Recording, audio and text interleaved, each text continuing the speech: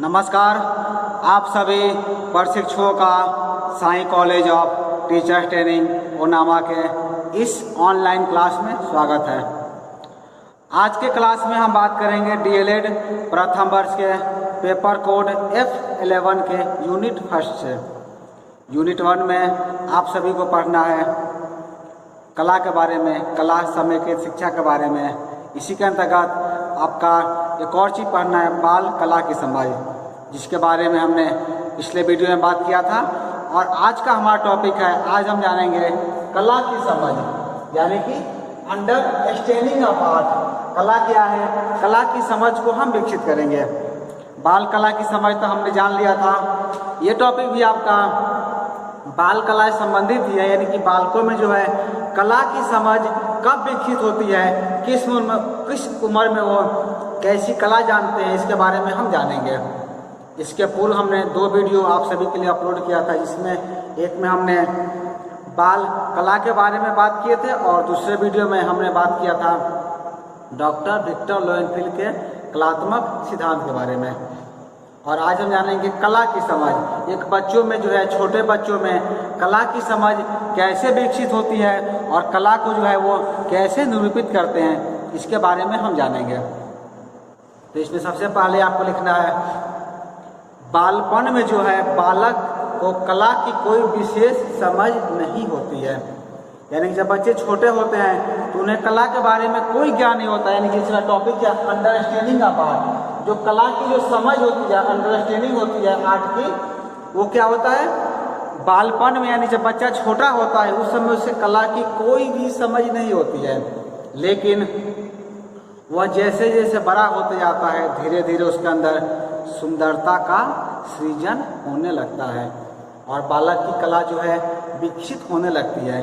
तो यहाँ हम 5 बिंदुओं के द्वारा, 5 बिंदुओं में 5 टॉपिक में समझेंगे कि कौन कौन से प्रमुख बिंदु हैं जिसमें बच्चे जो है कला को डेवलप करते हैं, कला को विकसित करते हैं। तो 5 बिंदु आप लिख लेंगे। पहले में आप हेडिंग देंगे 1 में आपको लिखना है दृश्य कला की समझ। 1 में आप लिखेंगे दृश्य कला की समझ। उसके बाद दूसरा में आपको लिखना है नंबर 2 में आप लिखेंगे अमूर्त आकृतियों की समझ, अमूर्त आकृतियों की समझ। 3 में आपको लिखना है प्रतीकवाद। 3 में लिखेंगे प्रतीकवाद। और 4 में आप लिखेंगे यथार्थवाद।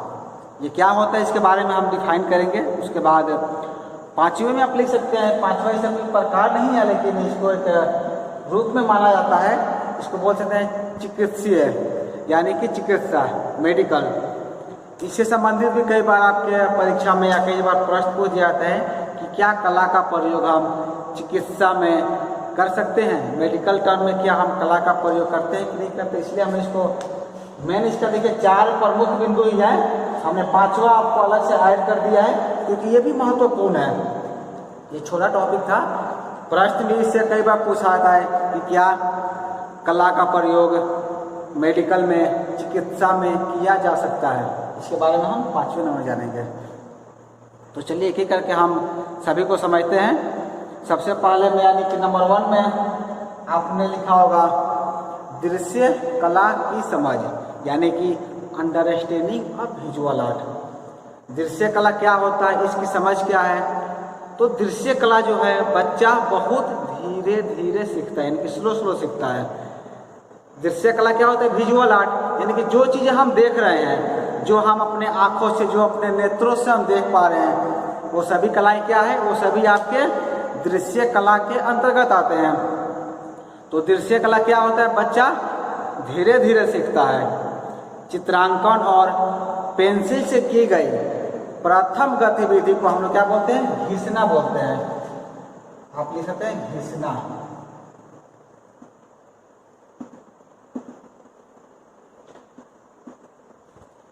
बच्चे के द्वारा जो है प्रथम गतिविधि होती है पेंसिल या पेन के द्वारा। आप यदि छोटे बच्चे को आप पेंसिल या पेन देंगे तो क्या करेंगे, वो कुछ आकृतियाँ ऐसे बनाते रहेंगे, जिससे क्या होगा, ना कोई रूप होगा ना कोई विधान होगा, बस ऐसे कर देंगे।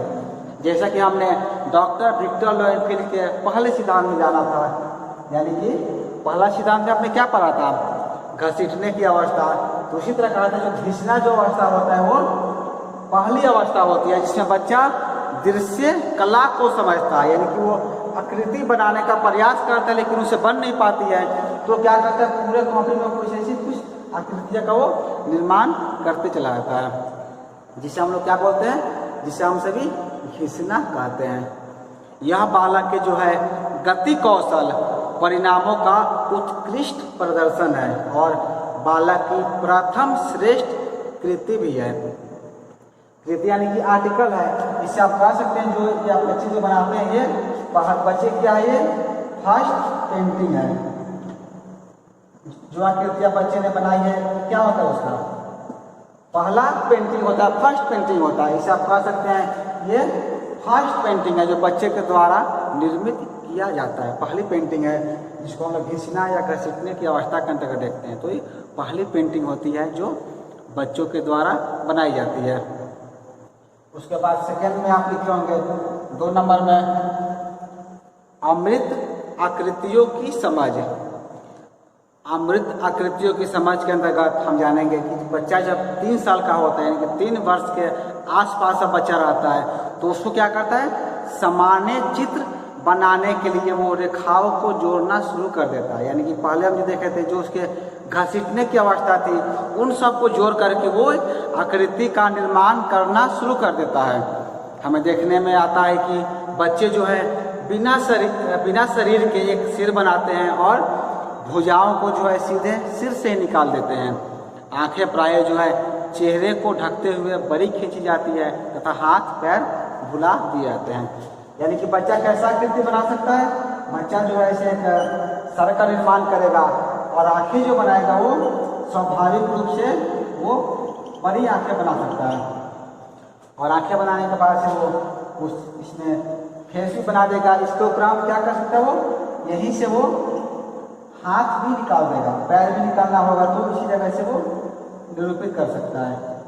यानी कि आप कह सकते हैं बच्चे क्या करते हैं, कुछ इस ढंग की आकृतियाँ बनाने का प्रयास करते हैं जिसका ना कोई रूप विधान नहीं होता है, बस एक रूप तैयार कर दिए, फेस तैयार कर दिए, हाथ पैर जो है इसी से निकाल देंगे, या फिर केवल हाथ बना करके वो चीज़ों को छोड़ देते हैं। जैसे कि मैंने कहा आंखें जो है प्राय बड़ी बनती है, जो चेहरे को ढकते हुए आवश्यकता से बड़ी बनाई जाती है। उसके बाद आप लिखेंगे तीसरे नंबर में, तीसरा में क्या था आपका, प्रतीकवाद। प्रतीकवाद यानी कि सिंबॉलिक। 5 वर्ष की उम्र जो होती है, 5 वर्ष की उम्र का बालक करीब के चित्रों की एक शब्दावली सृजित कर लेते हैं। एक बच्चा जो है एक घर, एक बिल्ली, एक कुत्ता, एक पक्षी का जो है चित्र बनाना उस समय तक सीख जाता है। यानी जब बच्चे 5 साल तक के होते हैं तब उन्हें कह सकते हैं कि 5 साल की उम्र तक होते होते वो ऐसी चित्रों का निर्माण करना शुरू करते हैं जिससे शब्दावली सृजित किया जा सके, यानी कि शब्द बनाया जा सके। यानी कि वो घर बनाएंगे, घर के अंदर जो उनके आसपास जो परिवेश होता है उस परिवेश को वो बनाना शुरू कर देते हैं। इसके अंदर जो बिल्ली बनाएंगे तो बिल्ली के शरीर पर जो धारियाँ होती है, जो कुत्ते के शरीर पर जो धब्बे होते हैं उसका भी अंकन करेंगे। यदि पेड़ पौधे बनाएंगे तो पेड़ पौधे के जो कलर होता है, रंग होता है, यानी कि हरा रंग हो गया, पीला रंग हो गया, वो सब का अंकन करेंगे। लेकिन उनका जो आकार क्या होता है, उनका आकार एक प्रतीक होता है, एक सिंबॉलिक होता है। प्रत्येक बालक अपने स्वयं के अद्वितीय प्रतीकों का एक समुच्चय विकसित करता है जो अवलोकन के बजाय उसकी समझ के आधार पर खींचा गया होता है। यानी कि प्रतीकवाद में क्या होता है, बच्चे अपने मन से एक सिंबॉलिक का निर्माण करते हैं, एक प्रतीक का निर्माण करते हैं और उसी प्रतीक के अनुसार वो चीज़ों का अंकन करते हैं, चीज़ों को बनाना शुरू करते हैं। इसके बाद हम लिखेंगे चौथे नंबर पर, नंबर 4 में आपको लिखना है यथार्थवाद। यथार्थवाद का अर्थ होता है रियलिस्टिक, यानी कि बच्चे जैसी आकृतियाँ देखते हैं वैसे ही रूपों का वो निर्माण भी शुरू कर देते हैं। यानी कि आप कहते हैं कि बच्चे जैसे जैसे आगे बढ़ते हैं, जैसे वो बड़े होते हैं, वे अपने प्रतीकों की सीमाएं ढूंढना शुरू कर देते हैं और बच्चा जो है एक श्रेष्ठतम आकृति भी बनाने का प्रयास करता है। यानी कि अर्थात आप कह सकते हैं बच्चे जो है वैसे रूपों को बनाने का प्रयास करते हैं, वैसी तस्वीरें बनाते हैं जो कि रियलिस्टिक के समकक्ष यानी कि यथार्थवाद के जैसा हो। यानी कि जैसा रूप उन्हें दिखाई देता है वैसे ही रूप का वो अंकन भी करना शुरू करते हैं, जिसे हम लोग यथार्थवाद के समकक्ष रखते हैं। उसके बाद आपका जो है पांचवा आप लिखेंगे, जैसा कि पांचवे में आपको बताया था चिकित्सा के बारे में, यानी कि चिकित्सा के लिए भी हम कला का प्रयोग करते हैं। यानी कि बालक के संवेगों से जोड़ने और विकसित करने के लिए कला क्या है, कला चिकित्सा एक प्रभावी तरीका भी माना गया है।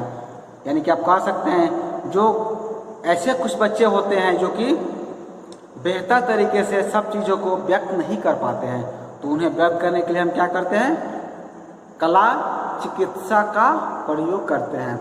जैसा कि मैंने कहा ही था आपको वीडियो के शुरू में, कई बार आपको ऐसे प्रश्न पूछे जाते हैं कि क्या कला का प्रयोग चिकित्सा के लिए या मेडिकल टर्म में किया जा सकता है। तो इसके लिए हम यहाँ पर आपको एक उदाहरण देना चाहेंगे। आप सभी ने भी शायद एक मूवी आई थी जिसका नाम था तारे ज़मीं पर, जिसमें आमिर खान ने लीड रोल किया था। उस मूवी में ऑटिज्म से पीड़ित एक बच्चे को दिखाया गया। ऑटिज्म जो है एक प्रकार की बीमारी होती है जिसे हम लोग स्वलीनता के नाम से जानते हैं, या इसे आप आत्म विभोग भी कह सकते हैं। ऑटिज्म क्या होता है, स्वलीनता होता है, इसे आत्म विभोग के नाम से भी जाना जाता है। ऑटिज्म को किस नाम जाना जाता है, ऑटिज्म को जो है आत्म विभोग के नाम से भी जाना जाता है। इस बीमारी में जो बच्चे होते हैं, इस बीमारी से जो ग्रस्त बच्चे होते हैं, वो क्या करते हैं, अपनी भावनाओं को, अपनी अनुभूति को दूसरों के समक्ष व्यक्त नहीं कर सकते हैं। जैसे कि मैंने कहा है जो ऑटिज्म जो बीमारी है, ऑटिज्म बीमारी से ग्रस्त जो बच्चे होते हैं वो अपनी भावनाओं को, अपनी इच्छाओं को किसी के समक्ष प्रस्तुत नहीं कर पाते हैं, किसी को बता नहीं पाते हैं। तो आप सभी जो है तारे ज़मीं पर मूवी देखेंगे तो इस बीमारी से ग्रस्त बच्चे के ऊपर ही पूरी फिल्म शूट की गई है, पूरी मूवी रिकॉर्ड की गई है। और उसमें जो है उस बीमारी से निकालने के लिए कला का आधार बनाया जाता है। कला से जो है कला को आधार बनाकर, कला को रख करके उससे उसको ठीक करने का प्रयास किया जाता है। इस बीमारी के बारे में कहा भी आता है कि बच्चे इसे पूरी तरह ठीक तो नहीं हो पाते हैं, लेकिन यदि हम कला को आधार बनाकर बताएं तो चीज़ें क्या होती है, वो धीरे धीरे उनके बीमारी में सुधार आता है और बेहतर प्रदर्शन करने लगते हैं।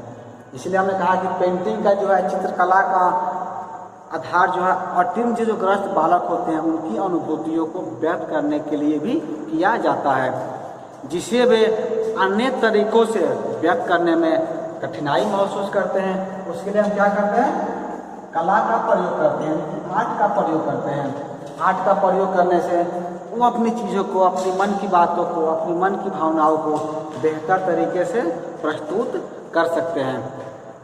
उसी प्रकार यदि हम आगे बात करें तो जिन बच्चों ने डर जैसे कि युद्ध वारदात का सामना किया है, अगर उन्हें अपने प्रत्यक्ष अनुभव को व्यक्त करने में क्या होती है, कठिनाई होती है, लेकिन कला के माध्यम से वे अपनी वेदना को, वे अपनी परेशानी को आसानी से व्यक्त कर सकते हैं। तो हमने यहाँ पर 5 बिंदुओं में, 5 टॉपिकों में जाना अंडरस्टैंडिंग ऑफ आर्ट के बारे में। यहाँ पर एक और चीज़ आपको हम बताना चाहेंगे जो कि आपके पाठ्यक्रम का हिस्सा है, और वो आपका है निष्पादन कला। चूँकि निष्पादन कला के ऊपर मैंने एक वीडियो पहले से बनाकर अपलोड कर दिया है, उससे आप देख सकते हैं निष्पादन कला। और आज के क्लास में भी हम निष्पादन कला को थोड़ा सा चर्चा करना चाहेंगे, क्योंकि जब हम बात करते हैं अंडरस्टैंडिंग ऑफ आर्ट के बारे में, बच्चों के बारे में, तो निष्पादन कला भी उसी का एक अंग है, उसी का एक रूप है। तो चूँकि निष्पादन कला का एक वीडियो पहले से अपलोड किया जा चुका है, हम यहाँ पर संक्षेप में निष्पादन कला के ऊपर चर्चा करेंगे, और पूरा वीडियो जो है निष्पादन कला का आप जा कर के इसी सेक्शन में अपलोड किया गया है, उसे आप देख सकते हैं। आप सभी ने भी देखा होगा बालक जो होते हैं वो प्राकृतिक आवाज़ों के प्रति बहुत ही ज़्यादा संवेदनशील होते हैं। प्राकृतिक आवाज़ यानी कि नेचुरल जो साउंड होता है, प्राकृतिक जो साउंड होता है, उसके प्रति वो बहुत ही ज़्यादा संवेदनशील होते हैं। वह बारिश की आवाज़ सुनते ही घर से बाहर आ जाते हैं और अपना उल्लास दिखाने लगते हैं। आप सभी छोटे बच्चे थे, या जब आप छोटे बच्चे को देखेंगे तो जैसे बारिश होती है तो बारिश होने के साथ ही वो सभी क्या करते हैं, घर से बाहर निकल आते हैं और बारिश के मौसम को एंजॉय करते हैं और अपना खुशी दिखाते हैं। दूसरी ओर यदि बिजली की आवाज़ जब कड़कती है तो क्या होता है, डर भी जाते हैं। तो यह जो संवेग होता है वह बालक में विकसित होता है और बच्चा जो है कला के मूलाधार से स्वाभाविक रूप से भी परिचित हो जाते हैं।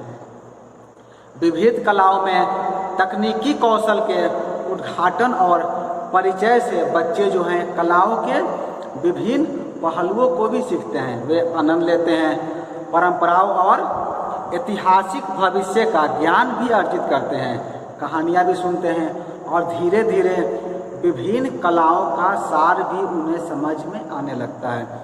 यानी कि आप कह सकते हैं कि वो धीरे धीरे जो है संपूर्ण कला को अपने अंदर समाहित करते हैं और सीखने का वो प्रयास करते हैं। जैसे जैसे उनका विकास होता है, अभिनय प्रदर्शन, नृत्य के लिए जो है विभिन्न शारीरिक संचालनों और विभिन्न गीतों में वो अपना योगदान देने लगते हैं। वो अपने आप को जो है विभिन्न गतिविधियों में शामिल होकर के या अपने आप को पार्टिसिपेट करके रोमांचक और खुशी का अनुभव करते हैं। वे क्या करते हैं, अधिगम को तीव्र आत्मसात करने लगते हैं, यानी कि वो सीखने की प्रवृत्ति जो उनकी होती है वो बहुत तेजी से आगे बढ़ने लगती है। इस प्रकार जो है जीवन का अधिगम हम देखते हैं कि उनका डीप होते जाते हैं, गहरा होते जाता है। तंत्रिका विज्ञान भी कहता है कि कला अनुभूतियाँ मस्तिष्क के मार्मिक अंगों को सक्रिय और विकसित करती है। जो आपका तंत्रिका विज्ञान है, तंत्रिका विज्ञान में भी कहा गया है जो कला जो है आर्ट है, आर्ट क्या है, कला के द्वारा जो मस्तिष्क की जो अंदर की जो गतिविधियाँ होती है, जो अंदर का जो अंग होता है, मार्मिक अंग होता है, उससे भी क्या करता है, वो सक्रिय करता है और एक्टिव करता है, उन्हें विकसित करता है, जो कि बहुआयामी समझ को बढ़ाता है। यानी कि आप कह सकते हैं कला के द्वारा हमारे जो मस्तिष्क के जो वैसी अनुभूतियाँ है, वैसे मार्मिक अंग है, वो सभी एक्टिव होते हैं। और जब आपके दिमाग पूरा एक्टिव रहेगा तो आप सब चीज़ों को बेहतर तरीके से समझ सकते हैं। इस प्रकार जो है छोटी उम्र में सामान्य गीत और लय जो है बच्चे के अधिगम में सहायता प्रदान करते हैं। आप सभी जो है बाल गीत के बारे में सुने होंगे, बाल गीत।